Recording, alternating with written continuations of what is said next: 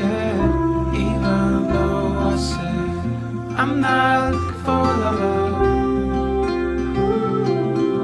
Sometimes I swear you're still an imposter. One of these days you're gonna blow my cover.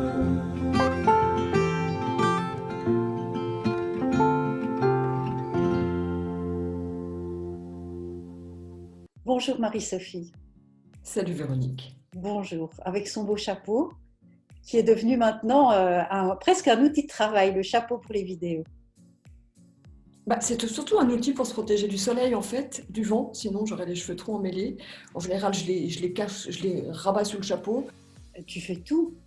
Je bricole beaucoup, hein. Il y a des choses pour lesquelles j'ai une expertise sûre, une vraie expertise. C'est de créer des recettes, c'est d'en exprimer le sens et enseigner. Mais le reste, je dirais pas que c'est du bricolage, mais j'apprends le webmastering, je suis geek, j'apprends à régler les problèmes clients sur le site internet, j'apprends à filmer, à monter, à éditer, à mixer, j'apprends le rédactionnel. Le reste, je dirais que c'est du bricolage parce que je suis toute seule à tout faire. Mais des expertises, j'en ai pas tant que ça. Après, je suis un couteau suisse. Je suis multifonction. Quand j'écoute et quand j'ai écouté beaucoup de tes reportages, et c'est écouter ton intuition. Quand je dis oui, j'ai vraiment sauté cœur par-dessus tête. Et ma tête, elle suit, je dirais, essoufflée derrière. Ma tête, elle est essoufflée. Elle dit attendez-moi, quoi. Elle n'est pas si vite, elle ne suit pas. J'ai trouvé ce terrain, je l'ai acheté tout de suite. Maintenant, il faut que j'en ai la responsabilité quelque part, devant la terre, de l'ensemencer, de le rendre arable, d'apporter de la bonne terre, de créer de la terre. C'est une responsabilité, mais c'est vrai que tout va, je dirais, presque plus vite, mieux que je ne l'ai souhaité. Donc c'est à ça que je reconnais que je n'ai pas fait les choses avec ma tête. Je n'ai pas calculé. Je l'ai fait vraiment, j'écoute une impulsion qui vient de plus profond que ma tête. Parce que ma tête toute seule, elle ne peut pas faire tout ça. C'est impossible. C'est impossible. Et tu dirais qu'elle vient d'où, cette intuition, cette impulsion? Un appel du cœur. Elle a toujours été là du cœur. Oui. Comment? Elle a toujours été là ou c'est maintenant que tu la ressens le plus? L'intuition, elle est toujours là pour tout le monde. Simplement, on l'encombre, on s'en distrait, on s'en écarte, on ne lui fait pas confiance parce qu'on en a peur. Et c'est effrayant. Des fois, c'est effrayant. Donc, j'apprends à l'écouter de plus en plus. J'apprends à monter le son, à faire le silence en moi pour l'entendre plus, à lui réserver plus de place. Mon intuition, quelque part, c'est aussi mon enfant intérieur. C'est ma joie, c'est ma légèreté, c'est ma confiance en la vie. Donc, mon enfant, les retrouvailles ont été très longues, ont été difficiles. Parce que l'enfant intérieur, c'est l'enfant en soi qu'on a blessé, qu'on a rejeté, dont on n'a pas voulu s'encombrer. C'est comme un enfant à qui on dit « oui, je sais qu'elle a été blessée, oui, bon, ça va pas en faire une affaire non plus. Oui, ça va, je sais, excuse-moi, j'ai affaire, j'ai un site internet, j'ai des clients, j'ai... » Ok, et l'enfant, elle est repoussée, mais il n'y a que nous qui la repoussons. L'accueillir, c'est pour moi aussi, accueillir mon enfant intérieur, c'est accueillir toute ma partie créative, intuitive, légère, joyeuse, celle qui pense pas, celle qui danse la vie, celle qui agit, qui se fout de ce que les gens pensent, qui se fout de ce qu'on peut en dire, qui se fout de ce qui est bien ou pas de faire, qui n'est plus dans cette binarité-là, je sais pas, dans cette dualité-là, et qui va comme une petite fille qui ose mettre un beau chapeau, qui est contente d'être belle, qui est heureuse de danser la vie sans se préoccuper, qui veut attirer l'attention et inspirer de l'amour et de la reconnaissance, parce que c'est légitime, et en même temps qui s'en fout, qui accueille tout ce qui est, et ses pulsions les plus intimes, les plus folles, mais qui ne les juge pas, comme quand on voit les enfants sauter dans la boue, dans les flaques, et éclabousser partout, et s'en réjouir infiniment. Bon, c'est ça, c'est de ça que je me rapproche. Mais petit à petit, puis je me rapproche, mais j'en ai été loin. Parce que comme tout le monde, on a tous un peu claquemuré nos enfants intérieurs à double tour dans des caves. Enfin, je dis dans des caves, dans des donjons. Enfin, peu importe son imaginaire. C'est plus l'imaginal. Enfin, il faut les sortir, ces enfants intérieurs, parce qu'ils ont été blessés, ils ont été humiliés, ils n'ont pas été accueillis, ils ont plein de blessures, on est tous des enfants blessés. Ça vaut le coup de les reprendre, de les retrouver, de les sortir de leur grotte, de là où on les a mis parce qu'ils nous dérangeaient, et le faire avec eux, parce que je pense que c'est d'eux aussi que viennent l'intuition et la créativité. Et nous, on est les parents de ces enfants-là, et tant qu'on ne les protège pas, on n'est pas respecté, on rencontre des gens qui nous renvoient cet abandon. Parfois, on ne soupçonne pas. Et les gens, en fait, c'est jamais de la faute des autres. Ils nous renvoient simplement le miroir de ce dont on souffre.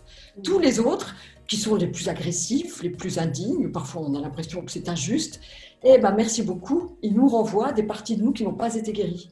Non pas qu'elles soient vraies, forcément, mais qu'elles ont été ressenties comme étant vraies. Je parle des injonctions négatives, t'es nul, tu te fais remarquer, tu fais des manières, t'es bonne à rien, ou même de genre, tu te prends pour qui. Enfin, tu vois, toutes ces injonctions-là qu'on a entendues, auxquelles on s'est identifié, bah, la petite fille ou le petit garçon intérieur, elle les a emmagasinées à fond et c'est pas passé. Donc, lui venir en aide, c'est pas des épousailles, c'est des retrouvailles avec cet enfant. Et quand on le protège, l'enfant blessé en nous, eh ben, on peut vivre le cœur ouvert, parce que tant qu'on a encore des blessures, c'est drôlement dur d'ouvrir son cœur.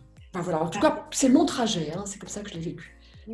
Et moi, ce qui me vient quand je te regarde, c'est libre. Tu es libre et il y a tellement. Tu parles de l'enfant intérieur, on le voit, cet enfant dans tes yeux, parce que ça pétille, ça vibre, et du coup, il y a une telle liberté. Et quand j'ai lu un peu tout ce que tu faisais, je me disais, c'est d'une densité, parce qu'il y a tellement de choses pour te caractériser, si tant bien qu'on peut caractériser quelqu'un, mais je veux dire, il y a tellement de choses, et je dis ça dans le bon sens du terme, parce que c'est d'une telle richesse, il y a tellement d'amour, en fait, de générosité, d'envie de partage, de transmettre, de donner, Enfin, ce qui n'est pas donné est perdu, et on ne garde finalement que ce qu'on donne.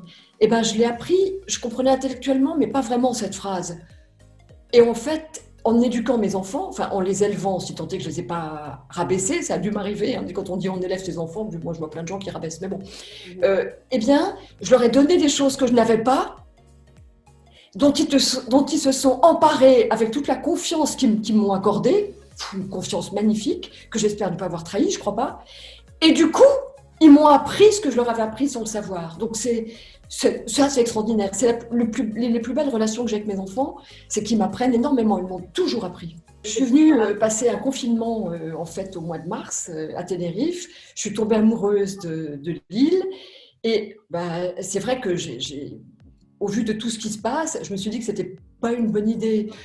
J'avais vendu mon bateau pour partir à Los Angeles, donc j'avais prévu d'acheter un beaucoup plus petit bateau, beaucoup moins cher, j'avais des dettes, enfin bon, et je me suis dit, bah non, c'est pas la peine d'acheter un plus petit bateau où je pourrais rien faire pousser. Il faut que j'achète une terre où je peux faire pousser. Et moi, ma relation avec les légumes, les fruits, les plantes, les arbres, elle est hyper importante. Mais donc tu avais déjà ce côté pour la nature, cet amour de la nature avant, et donc comment pendant que tu étais actrice, tu avais un petit peu mis ça de côté, ou bien Non, j'ai toujours fait des potagers partout. Partout. Ah non, j'ai planté partout où j'ai été, dans les maisons de campagne des hommes avec lesquels j'ai habité, j'ai planté sur les terrasses, j'avais un appartement à Paris. Je me rappelle une fois, ma mère était venue, elle m'a dit mais il y a trop de plantes, il y a trop de fleurs. Je lui ai dit, comment c'est possible qu'il y ait trop? C'est pour moi le trop. C'est vrai qu'on m'a reproché tout le temps d'être trop ceci, de faire trop, de planter trop, de faire. Ok, soit. Pour moi, c'était luxuriant. Il y avait des tas de clématites, il y avait des tas de rosiers grimpants. C'était magnifique. Bon, puis je pars souvent des endroits que je construis. Oui, à force de ne pas vouloir être trop, est-ce qu'on n'est pas tous pas assez? Enfin, si tu vois ce que je veux dire. Parce que finalement, on J'en sais rien. dans du pas assez. On est comme il faut, on est tous parfaits comme on est. Je crois que le problème, c'est de se croire trop et de se croire pas assez. Mais on est tous parfaits avec notre plan d'incarnation. Il y a ceux on a tous notre trajectoire de vie. Et je pense que le plan est parfait. On est tous venus apprendre des choses et ressentir des émotions sur cette planète qui, je crois, est très lourde. Je pense qu'on est parmi les moins évolués hein, du système interstellaire, enfin du système de l'univers. Mhm. Je crois c'est une planète très lourde et très dure. Oui, c'est un acte citoyen que tu fais là pour le moment, parce que le fait de t'écouter, d'écouter ton intuition, de planter, de cuisiner une cuisine qui n'est pas connue. J'ai encore écouté une émission où tu étais sur France, non, je ne vais pas citer, je vais pas citer, mais tu étais quand même, il y avait beaucoup de questions un peu qui doutaient de ta cuisine crue, etc. Et toi, tu vas et tu continues et tu fais goûter, et Ouais. genre, ah, c'est bon, et puis c'est quand même très courageux. Là je l'ai changé hier, c'est pour ça que j'en parle aujourd'hui. J'ai des recettes gratuites que j'offre, alors avec un bouquet de vidéos, c'est vachement complet. Il y a un risotto, qui n'est pas un risotto, mais qui est un risotto cru.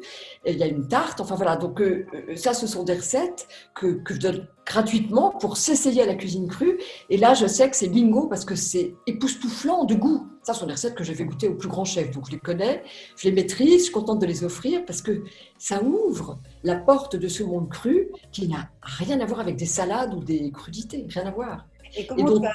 Oui. que j'engage dans ma cuisine crue sont très bons pour optimiser le fonctionnement du cerveau. Tous les neurologues, enfin tous les gens des neurosciences les prônent.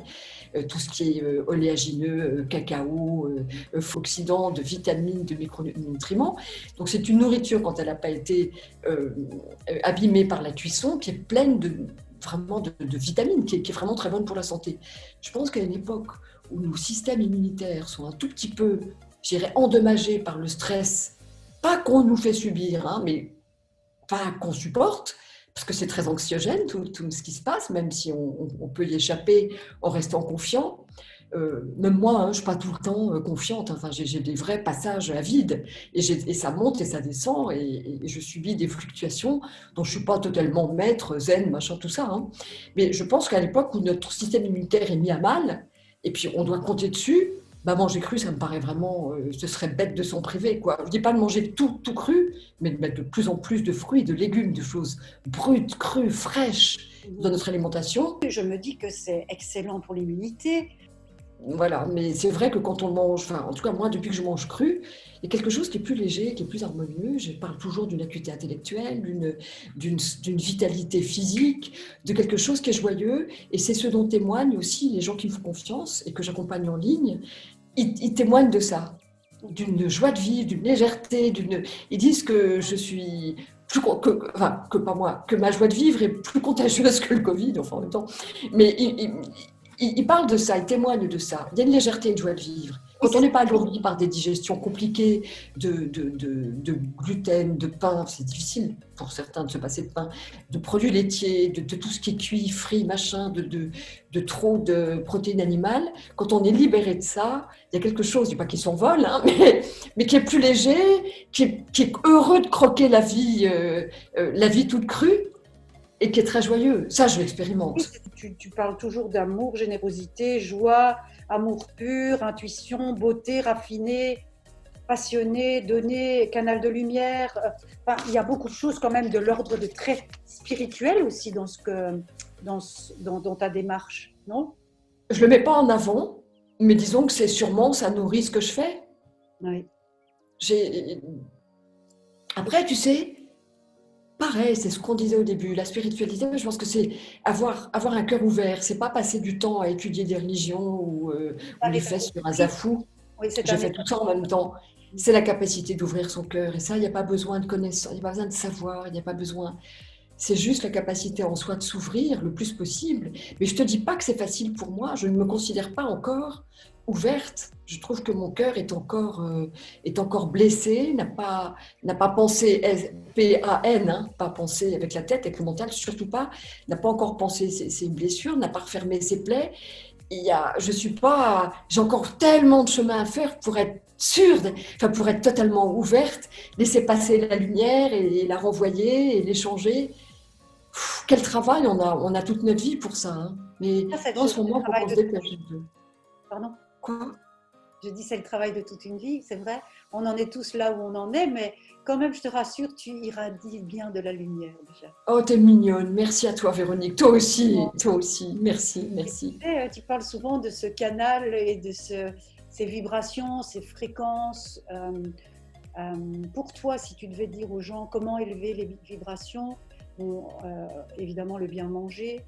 Après, si tu peux vraiment dire un mot sur ta cuisine crue, mais le bien manger, le bien dormir, le bien finalement prendre le temps de prendre son temps. J'ai vu quelque part que tu disais ça.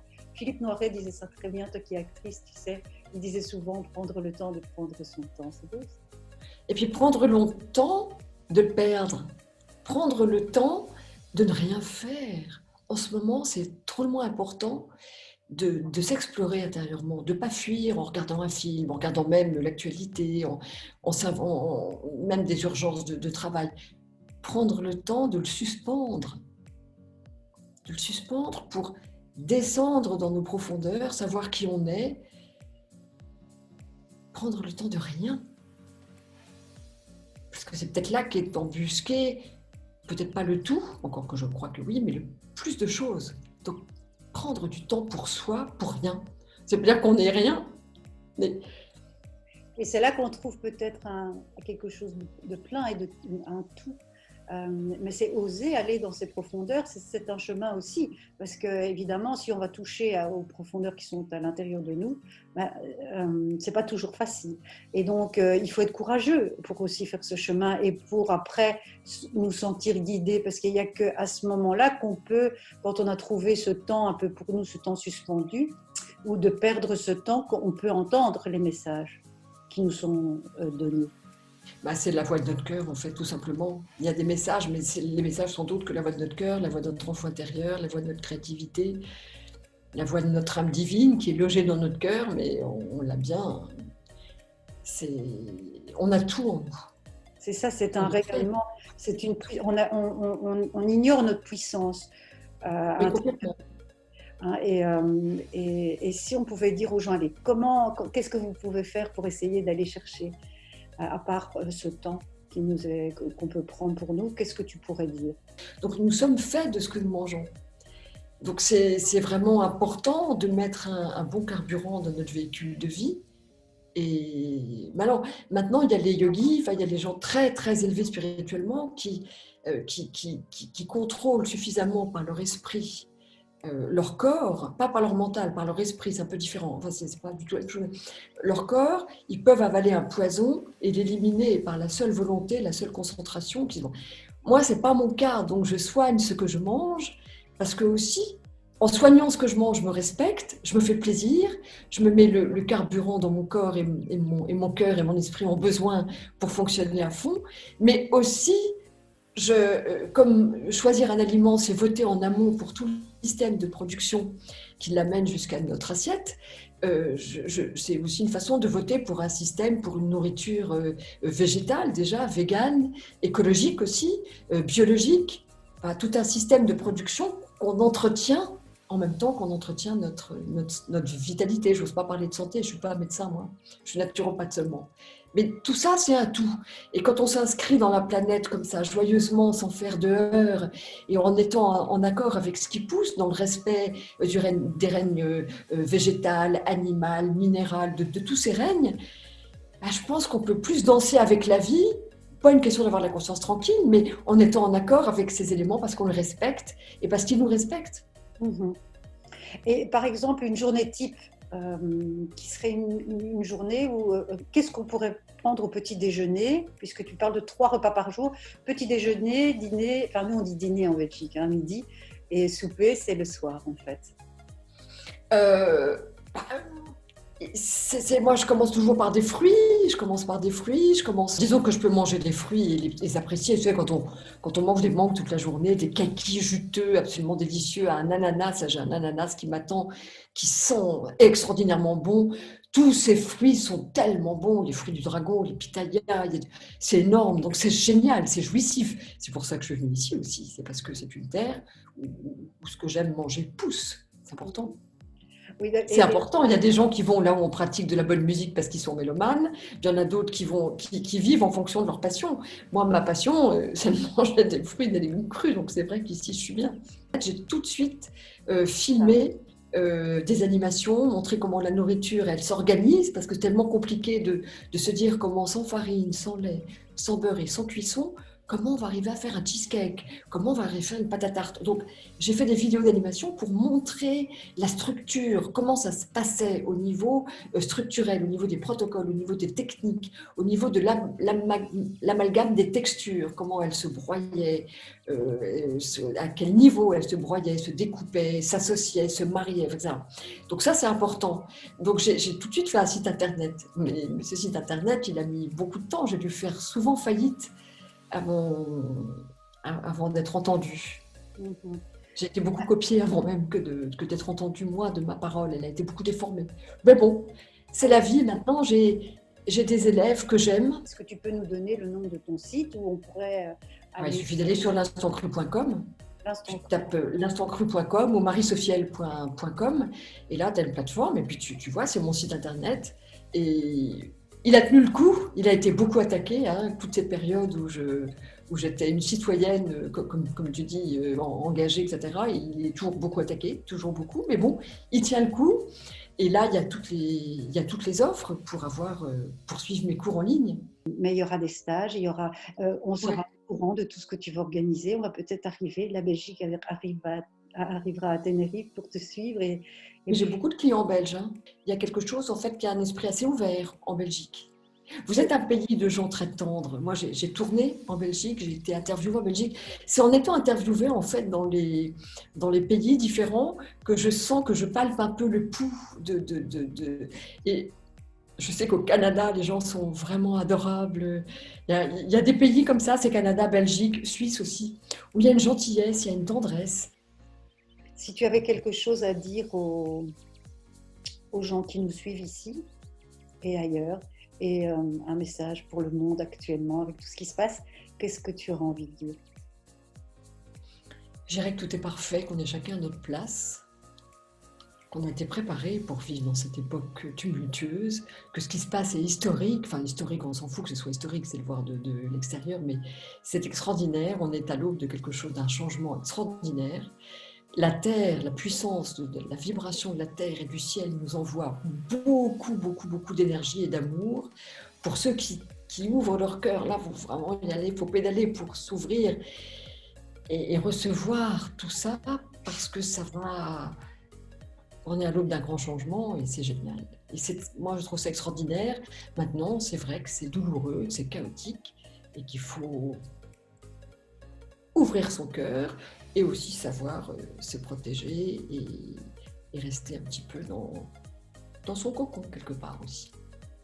Pour devenir Prendre soin de papy, soi. tu disais. Prendre soin de soi, c'est vraiment une vraie responsabilité. Prendre soin de soi. Et pas forcément parce qu'on a d'autres personnes à prendre en charge. C'est pas parce qu'on a charge d'enfants, charge de patients, charge d'un mari, d'une femme, d'amis. Non, même si on n'a que soi à gérer, se prendre en charge et se faire passer en premier et prendre soin de soi, c'est la première des choses à faire, c'est notre responsabilité et c'est la façon de se respecter et de pouvoir après, éventuellement, emmener d'autres gens avec nous. En tout cas, merci beaucoup. Merci à toi, Véronique. Merci beaucoup pour ce beau moment et on va te suivre et on va tenter de commencer à mieux s'alimenter en mangeant cru chaque jour un petit peu et pour devenir, pourquoi pas, des parfaites et dignes filles et de cet instant cru dont tu parles beaucoup. C'est adorable, c'est joli comment tu dis ça. Merci Véronique. Merci beaucoup. Merci Marie-Sophie. À tout bientôt. Ouais, merci à toi. Merci Véronique. Merci. Merci Marie-Sophie. Merci à toi.